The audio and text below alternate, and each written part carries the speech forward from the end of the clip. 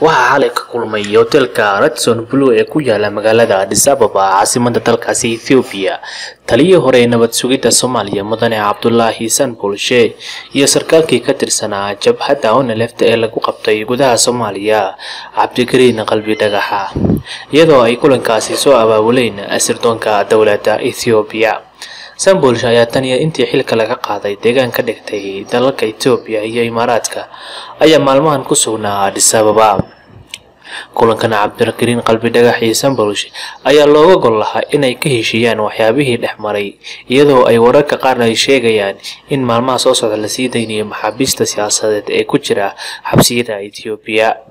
Qalbi Dhagax ayaa la filayaa inuu ka mid yahay dadkaasi, waxaase warar kale tibaaxaya inuu ka biyadiidsan yahay in loo wareejiyo maamul goboleedka dowlad deegaanka Ethiopia ee Jigjiga,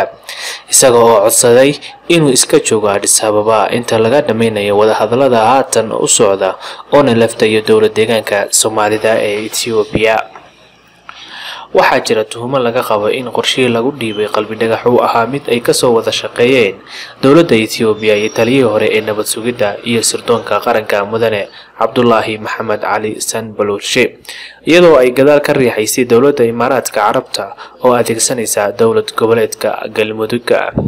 taliyihii hore ee sirdoonka qaranka Mudane Sanbulshe ayaa warbixintii guddiga baarlamaanka loo xilsaaray kiiskan soo saareen sanadkii hore lagu sheegay inuu mas'uul ka ahaa dibistii Qalbi Dhagax xog khaldan uu siiyay madaxda qaranka.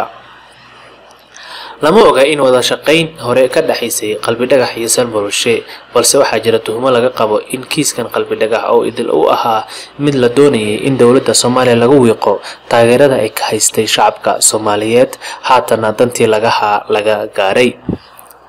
bishii hore waxaa xabsi ku yaala magaalada Addis Ababa laga sii daayay Bashiir Muqtaal ahaa sarkaal ka tirsan ONLF haystana dhalashada Canada oo muddo 11 sano ka hor loo gacan geliyay dowladda Ethiopia, xilligaas oo ay ciidamada Kenya ka qabteen xuduudka dalkaasi la wadaago ee Soomaaliya iyo Kenya.